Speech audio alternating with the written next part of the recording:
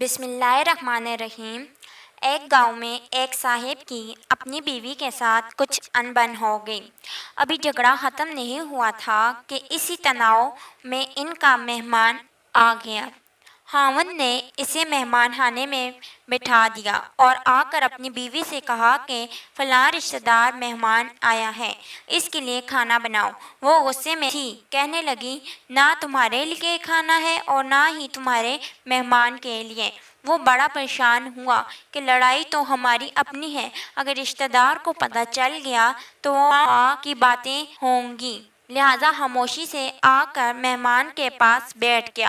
اتنے میں اسے خیال آیا کہ چلو اگر بیوی روٹی نہیں پکاتی تو سامنے والے ہمارے ہمسائے بہت اچھے ہیں، میں انہیں ایک مہمان کا کھانا پکانے کے لیے کہہ دیتا ہوں۔ چنانچہ وہ ان کے پاس گیا اور کہنے لگا میری بیوی کی طبیعت خراب ہے، اگر آپ ہمارے مہمان کا کھانا بنا دیں تو مہربانی ہوگی۔ انہوں نے کہا جتنے آدمیوں کا کہیں کھانا بنا دیتے ہیں۔ وہ مطمئن ہو کر مہمان کے پاس آ کر بیٹھ گیا اور سوچنے لگا کہ مہمان کو کم سے کم کھانا تو مل جائے گا جس سے عزت بھی بچ جائے گی۔ تھوڑی دیر کے بعد مہمان نے پانی مانگا۔ وہ اٹھا کہ گھڑے کا ٹھنڈا پانی لاتا ہوں۔ اندر گیا تو دیکھا کہ بیگم صاحبہ زور و قطار رو رہی ہیں۔